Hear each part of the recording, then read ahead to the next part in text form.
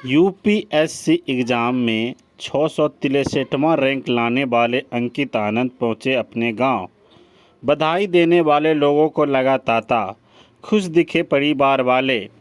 Munger UPSC में मुंगेर जिला के मुफस्सिल थाना क्षेत्र के अंतर्गत शंकरपुर के रहने वाले अंकित आनंद आज अपने आवास यानी कि गायत्री नगर पहुंचे। जैसे ही लोगों की आने की सूचना मिली तो बधाई देने वाले लोगों की तांता लग गया। स्थानीय जनप्रतिनिधि, नेता सहित अन्य लोग पहुंचकर अंकित को बुके देकर सम्मानित किए जा रहे हैं।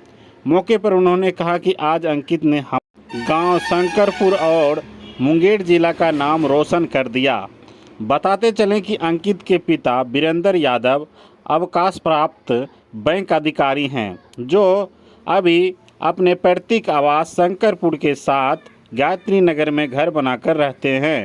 अंकित ने बताया कि अपने प्रारंभिक शिक्षा पटना डीएवी से करने के बाद बीटेक की पढ़ाई की और उसके बाद लगातार 4 बार यूपीएससी में असफलता पाने के बाद 5वां प्रयास में उन्होंने सफलता प्राप्त की।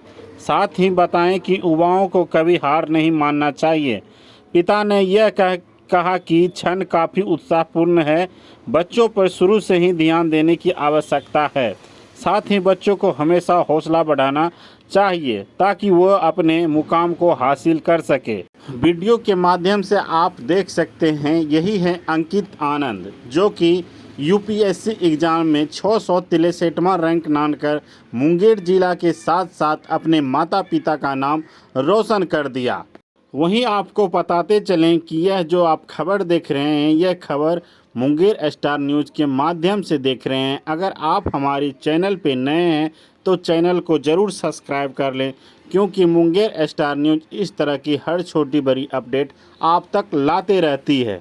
सर, जैसा कि मैंने अपना 10th और 12th की पढ़ाई डीएवी पब्लिक स्कूल पटना में की सर। ठीक है। उसके बाद मैंने स्कूलिंग के बाद सर मैंने अपना बीटेक कोचिन यूनिवर्सिटी केरला में किया सर। ठीक है। और उसके बाद पास आउट होने के बाद सर मैंने 1.5 साल एक US based investment banking company में एज अ सॉफ्टवेयर इंजीनियर काम किया सर। आपका फिर पटना के बाद क्या बताया, आप वहाँ से कंटिन्यू करें?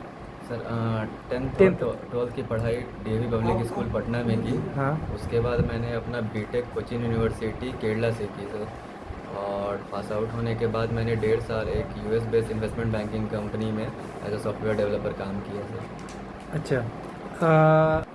नहीं तो मेरा फिफ्थ अटेम्प्ट सर। ठीक है। हाँ। 5वां प्रयास में ना? Yes sir. ये 5वां आपका प्रयास था। तो ये जो यूपीएससी की तैयारी करते हैं तो बहुत सारे जो युवती तो उनको कभी हिम्मत नहीं हारना चाहिए। 5वां स्टेप एक बड़ा था, तो जब पहला नहीं क्लियर हुआ, दूसरा नहीं हुआ, तीसरा नहीं हुआ, चौथा नहीं हुआ, तो उस समय का क्या आपका फीलिंग्स था? सर इसमें ऐसा होता है कि जैसे 3 लेवल होता है सर। तो अगर आप क्योंकि जैसे कि मैंने दूसरा अटेम्प्ट में इंटरव्यू तक पहुंचा था सर, तो उसमें अगर आप पहुंचते हैं तो लगता है कि आप अगले अटेम्प्ट दोगे तो आपका निकल जाएगा। तो उसी वजह से आदमी टिके रह जाता है इस फील्ड में, और इसी वजह से मैंने फिर से 5वां अटेम्प्ट में निकला है सर। एक कॉमन सी सवाल का सर मेरा इसमें 663 रैंक है sir. All over India? Yes sir, all over. Feelings तो बेटर एकदम पूरा? हाँ यस सर, मुझे अच्छा लगा लिस्ट में नाम देख के सर। हाँ, क्या फीलिंग्स था जब आपने लिस्ट में देखा तो उसमें नहीं क्या? सर, इससे पहले मुझे 4 अटेम्प्ट में नहीं मिला सक्सेस, तो मुझे यही लग रहा था कि एट द एंड मुझे लिस्ट में आना है सर। उसके लिए तो मुझे देखा तो मुझे एक सेंस ऑफ रिलीफ मिला सर। तो ऐसा लगा कि अब चलो 5 साल का मेहनत एज अ वैलिडेशन मिल गया सर। तो ये आपका जो इसको किसको देते हैं, श्रेय किसको देंगे इसका? मैं श्रेय सर सबसे पहले मैंने पापा और मम्मी दोनों को मैं देना चाहूँगा, क्योंकि ये शुरू से ये मेरे साथ थे और बोल रहे थे लगे रहो तुम निकल जाएगा। और उसके बाद मेरे घर वाले भी, जैसे कि मेरे मामा भी है, मामा मामी, सभी लोगों ने मेरा सपोर्ट किया।